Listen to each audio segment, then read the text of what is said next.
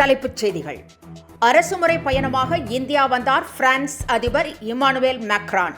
வர்த்தகம், பொருளாதாரம் குறித்து பிரதமர் நரேந்திர மோடியுடன் டெல்லியில் இன்று முக்கிய ஆலோசனை. தமிழகத்தின் நடப்பாண்டிற்கான இடைக்கால பட்ஜெட் தாக்கல். வரவு செலவு நிதிநிலை அறிக்கை தாக்கல் செய்து முக்கிய அறிவிப்புகளை வெளியிட்டார் அமைச்சர் தங்கம் தென்னரசு.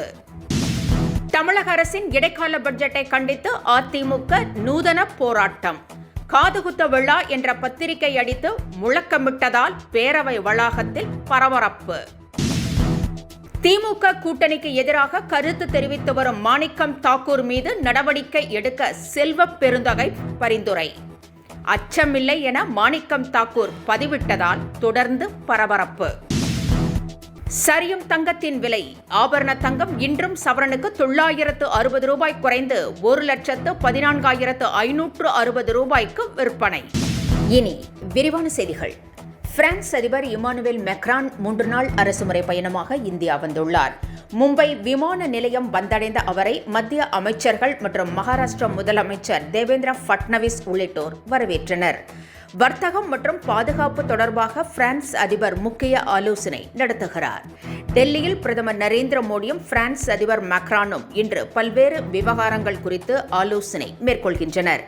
டெல்லியில் நடைபெறும் AI உச்சி மாநாட்டிலும் பிரான்ஸ் அதிபர் பங்கேற்கிறார். தமிழக அரசின் நடப்பாண்டிற்கான இடைக்கால பட்ஜெட் இன்று சட்டப்பேரவையில் தாக்கல் செய்யப்பட்டது. நிதியமைச்சர் தங்கம் தென்னரசு வரவு செலவிற்கான நிதிநிலை அறிக்கையை தாக்கல் செய்து அறிவிப்புகளை வெளியிட்டார். திராவிட மாடல் அரசு எடுத்து வரும் நடவடிக்கைகளால் தமிழகம் தொடர்ந்து முன்னேற்ற பாதையில் செல்வதாக பட்ஜெட் உரையில் குறிப்பிடப்பட்டுள்ளது.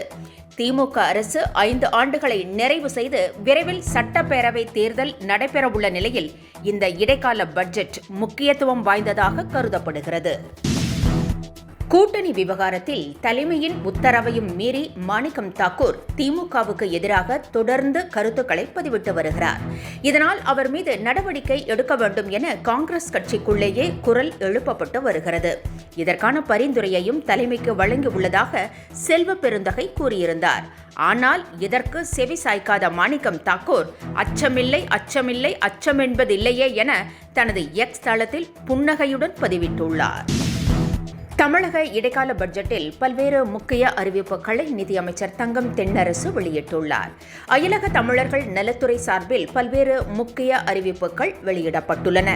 இலங்கை தமிழர்களுக்கு 10,469 வீடுகள் புதிதாக கட்டித்தரப்படும் என்றும் இதற்காக 630 கோடி ரூபாய் ஒதுக்கீடு செய்யப்படும் என்றும் அமைச்சர் கூறியுள்ளார். கடந்த ஆண்டு டிட்வா புயல் ஏற்பட்ட போது பாதிக்கப்பட்ட இலங்கை மக்களுக்கு 950 டன் நிவாரணப் பொருட்கள் அரசு வழங்கியதையும் குறிப்பிட்டார். தமிழக அரசின் இடைக்கால பட்ஜெட்டை காதுகுத்த விழா என அதிமுக கடுமையாக விமர்சனம் செய்திருக்கிறது. காதுகுத்த விழா என்ற பெயரில் அழைப்பிதழ் அச்சடித்து அதிமுக உறுப்பினர்கள் முழக்கமிட்டனர். மேலும் விலைவாசி, வரி, மின் கட்டண உயர்வு குறித்தும் அந்த அழைப்பிதழில் குறிப்பிடப்பட்டிருந்தது.